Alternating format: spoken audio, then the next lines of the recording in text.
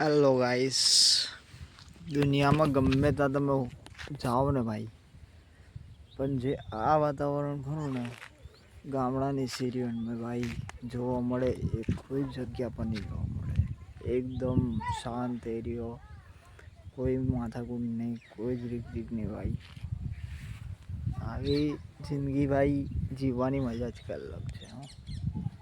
શાંત વાતાવરણ, વાયરો પવન, બટ સમથિંગ મજા આવે ભાઈ. બધે નહીં મળે આવી વાતાવરણ. જોઈ શકતા હો તમે.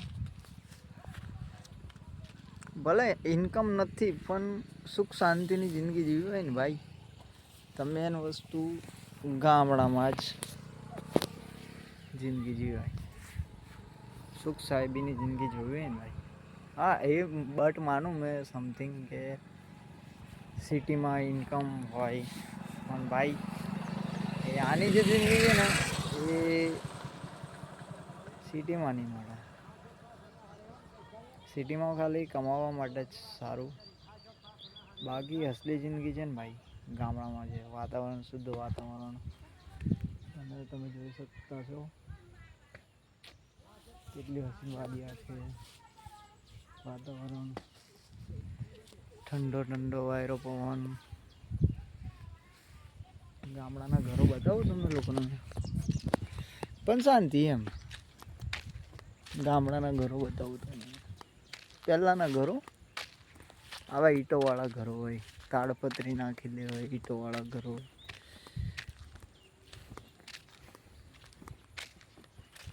આવું હોય ગામડામાં.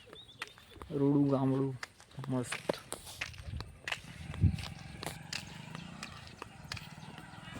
આવી રીતના ઢોર બાંધ્યા હોય.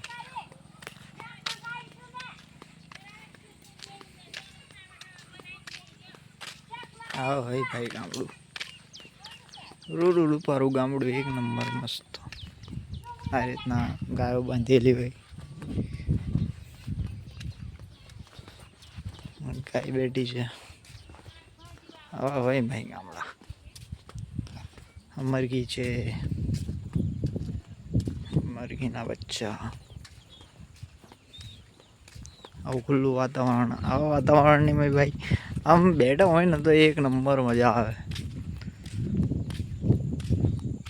આ હલ છે ખેડવાનું, જમીન ખેડવાનું. આવડો મસ્ત વાળો હોય, વાયરો પવન આવતો હોય. આ નાના કુકડા છે એ ચરે છે ખેતરમાં. આવું વાયરું તો જેના નસીબમાં હોય ને જોવા મળે. બાકી બધાની બસની વાત નથી ગાઈસ. કેટલા બધા કુકડા છે જો ચરે છે.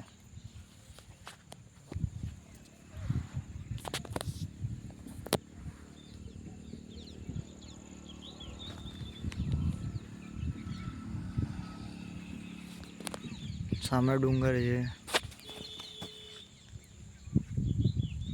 જોઈ શકો છો તમે લોકો. આટલી બધી વાતાવરણ ઠંડો તમે લોકો કે ને પવન આવે છે એમ, તો રાતે બહુ મસ્ત છે. જો આવું વાતાવરણ તો કોઈ જગ્યા પર જોવાય નહીં.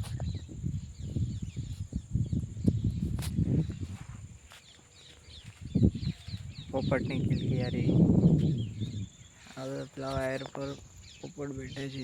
જો પેલા પોપટ ઉડે જો, એ કિલકિયારી કરે ને એ પોપટ જાય છે. કેટલું દૂર છે? આ તો ઝૂમ કર્યું હતું એટલે દેખાય પણ નહીં. ઝૂમ કરે ને તો જોઈએ એટલા જાય.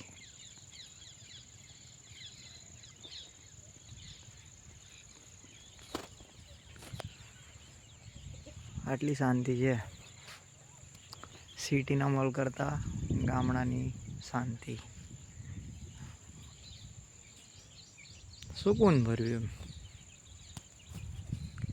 કમાવવું હોય તો સિટીમાં જવાય, અને મોજ કરવી હોય ને તો ગામડામાં રહેવાય. યાદ રાખજો. આંબા છે.